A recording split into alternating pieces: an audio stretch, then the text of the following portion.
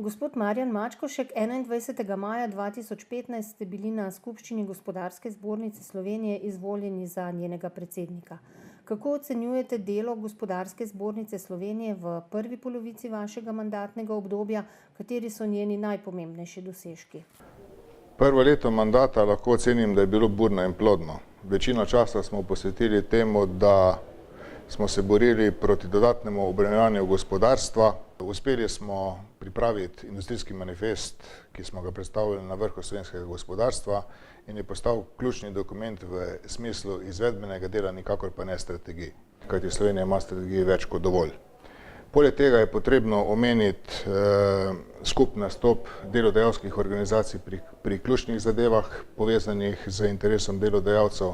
Našli smo določene skupne točke in smo začeli tudi sodelovati, kajti zavedamo se, da dodatno obremenjevanje gospodarstva na celi črti absolutno ne pride v poštev, kajti le na ta način bomo lahko povečevali izvoz, povečevali bruto produkt Slovenije in skozi to pridobivali nova sredstva za porabo tudi recimo vseh ostalih deležnikov družbe.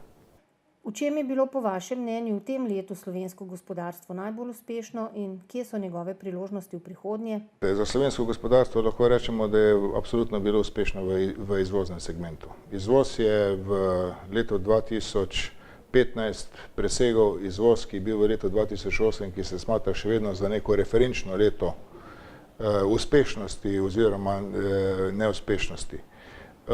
In seveda ta segment družbe je seveda svojo to domačo nalogo odlično opravil, manjka nam pa še vedno nekaj odstotnih točk, da bomo dosegli bruto produkt, ki smo ga dosegli leta 2008.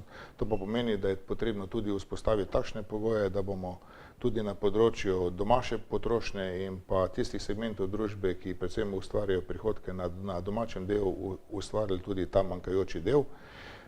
To pa lahko naredimo le na ta način, da bomo ustvarili ustrezne pogoje in tudi pridobili investitorje, ki bodo videli v Sloveniji priložnost za svojo dejavnost.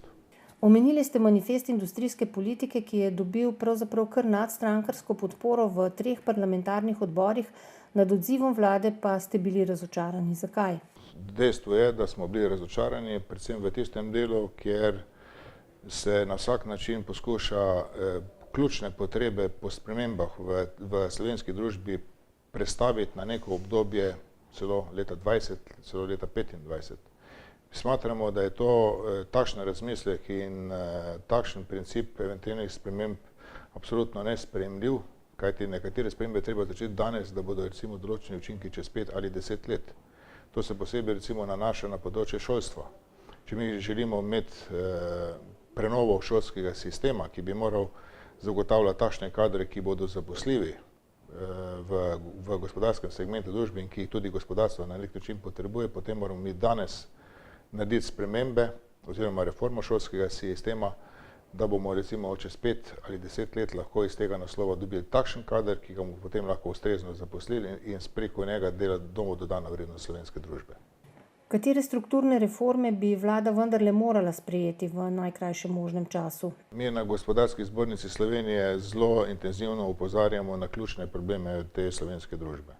Slovenska družba bo morala hočeš nočeš zelo hitro začeti delati spremembe tam, kjer so nujno potrebne. Absolutno bo potrebno poseči v reformo javne uprave, kajti ta javna uprava takšna, kot je danes, je neučinkovita.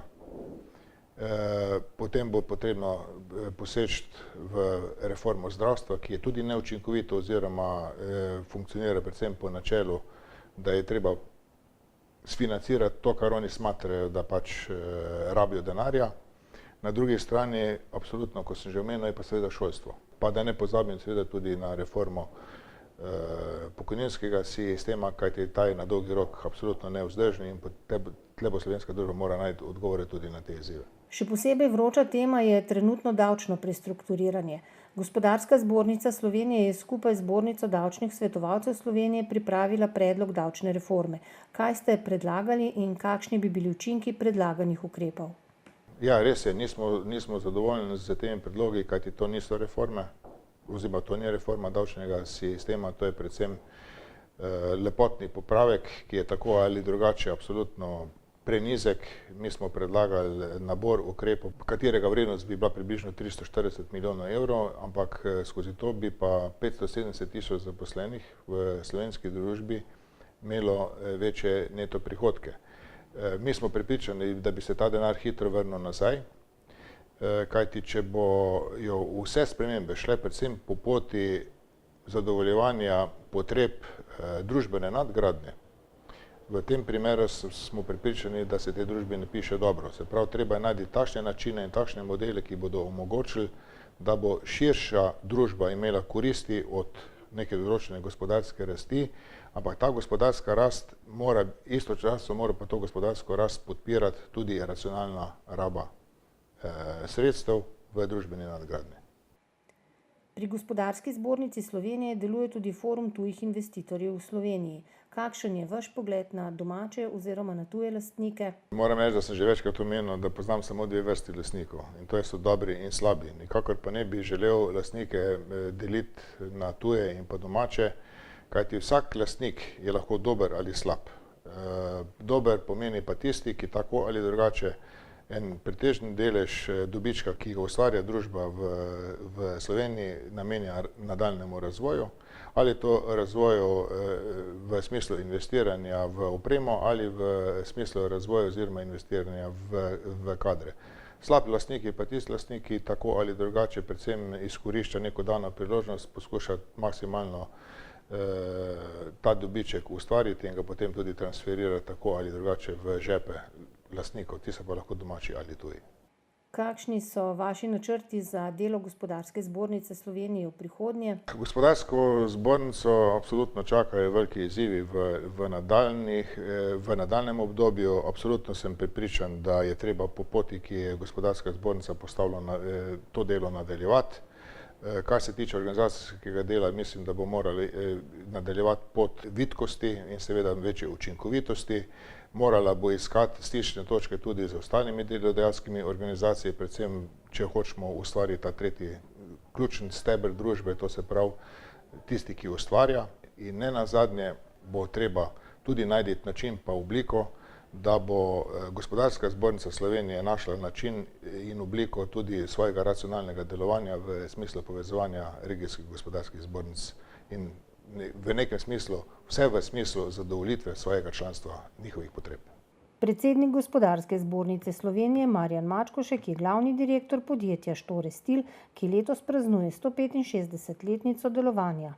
Podjetje je v letu 2015 kljub zaostrenim pogojem poslovanja povečalo obseg proizvodnje in prodaje, 65% izdelkov so prodali na tujih trgih. Z vlaganjem v razvoj pa sledijo razvojnim trendom kupcev, njihovim potrebam in zahtevam. Marjan Mačkošek je leta 2012 prejel nagrado Gospodarske zbornice Slovenije za izjemne gospodarske in podjetniške dosežke.